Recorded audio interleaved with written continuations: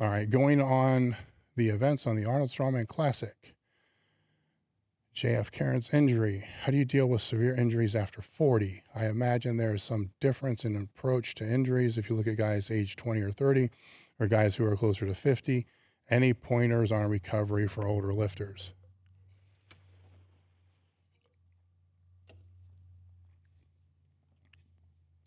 I've noticed there's a difference the older I've gotten on recovering, 100%, especially compared to when I was 20, and 30. But my best competitive years were closer to 35, 37, 38, I believe. So recovery was starting to become an issue there. 40s, it changed a little bit, 45, 50. There's a lot of factors that play into this when you're talking about recovery and injuries with age, because there's a lot of variables. I'm sure there's aging variables that are associated with this with, hormones, TRT, hormone balance, all this other kind of stuff, which kind of plays into that. But even with that, it's still, after a certain age, and it's a little different for everybody. 40 might be a little too young, for what you're talking about. Most of the time I'm seeing it in people, they're closer to 50 where it starts to become a little different.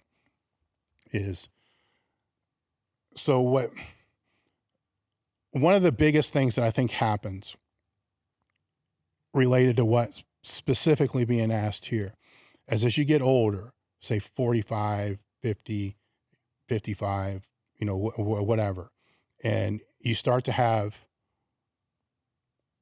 old person health issues or, bigger injuries, bigger layoffs, things that set you off training for longer periods of time. So as I said earlier, I'm always in the gym.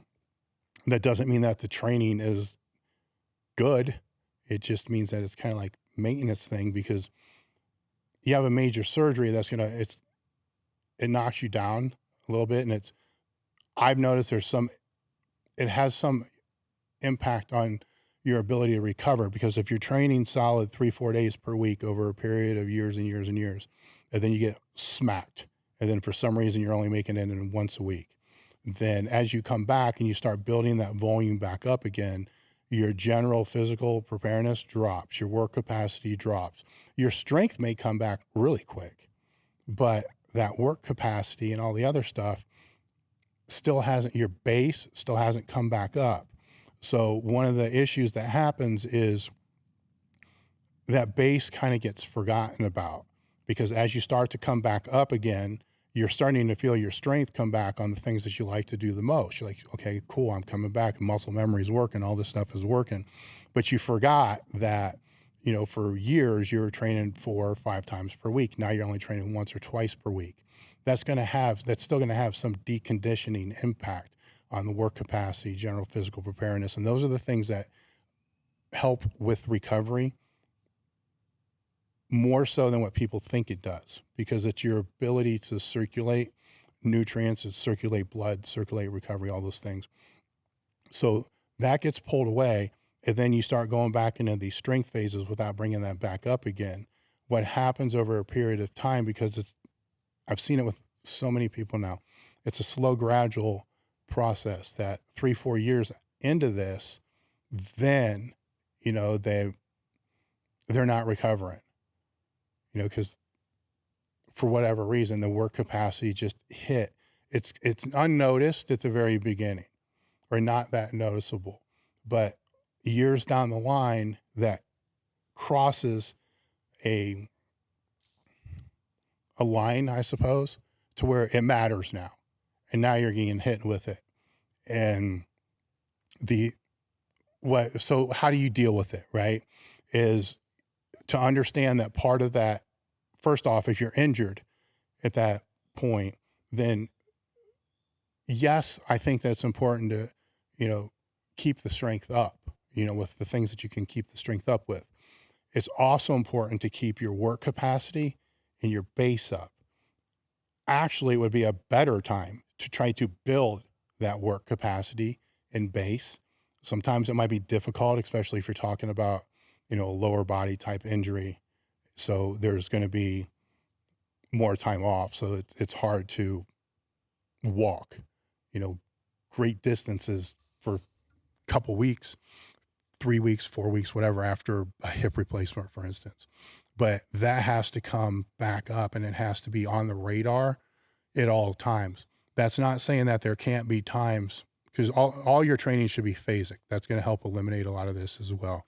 So there should be phases that are going to focus more on building work capacity and the conditioning that we're talking about here. And then you can, if you want to really push that strength phase that you're in, as long as my rule, as long as that work capacity is at its base, you can start to drop it a little bit as you try to peak on whatever you're peaking with. If it's a powerlifting meet, strongman event, you can start to drop some of that out depending upon what you're training for, to help kind of get more peak, or super compensation. Peaking is more so than the super for whatever that is. You can pull it out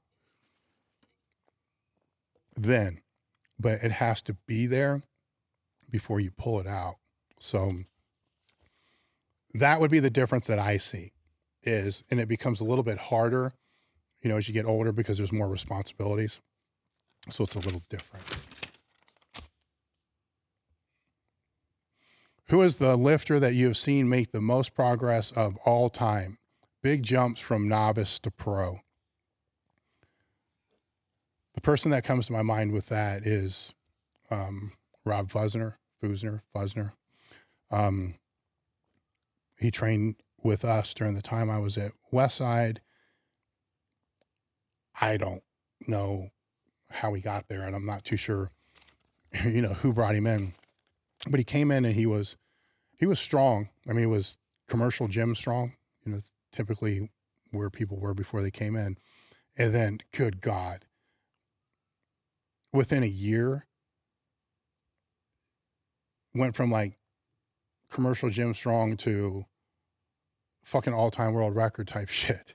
It was crazy. I mean, it was great to see, but it was also frustrating as hell, because he was in my weight class and went from, I don't want to say zero, but kind of went from like zero to hero in no time.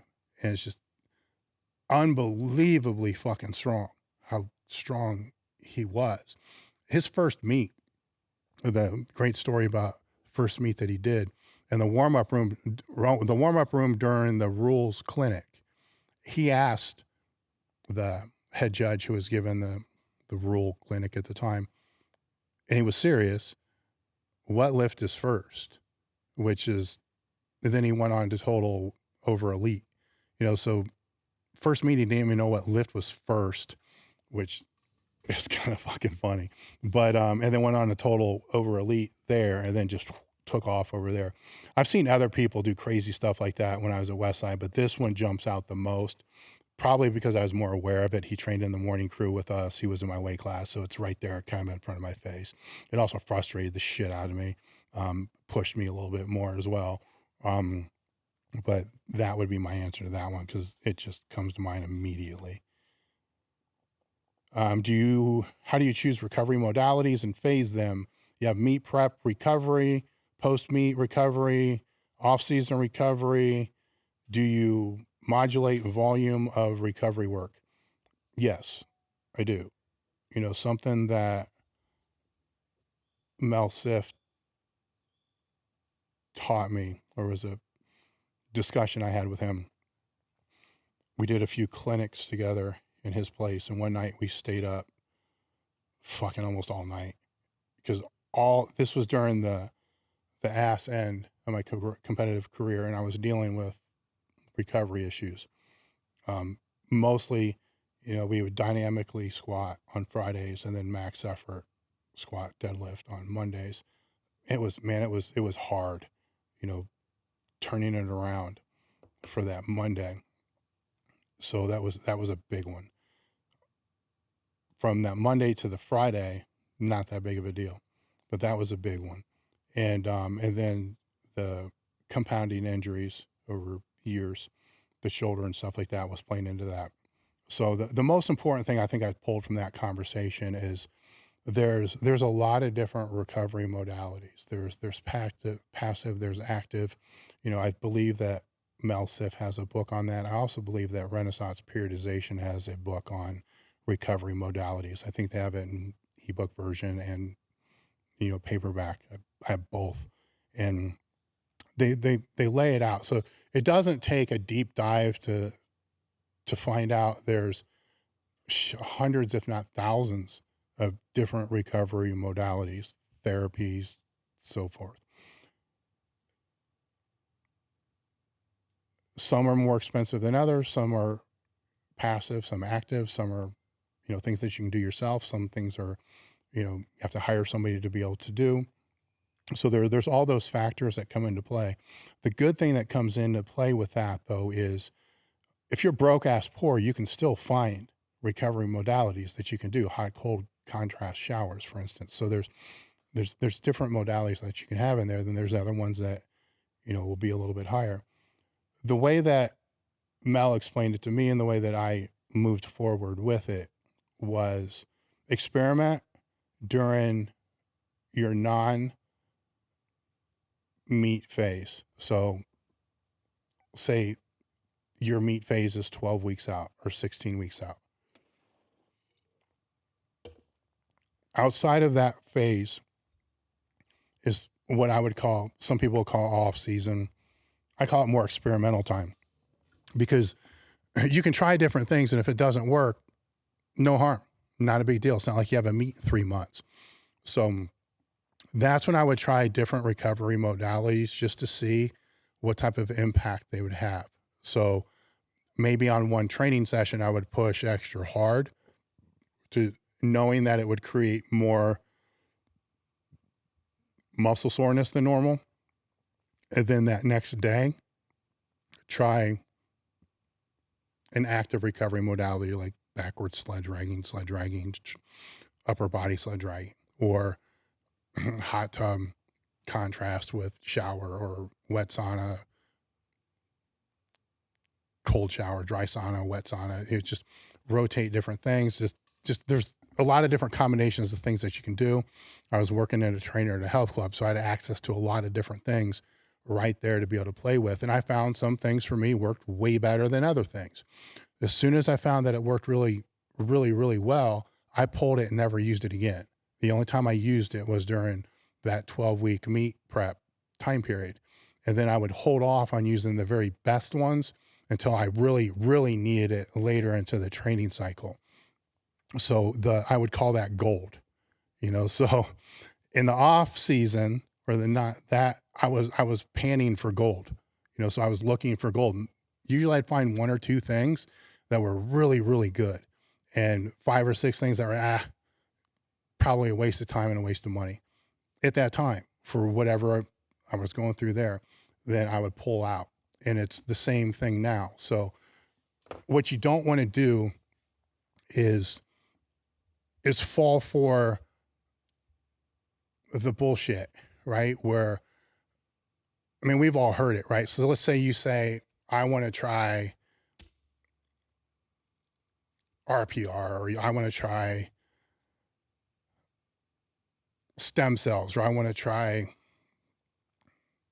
to think about things. A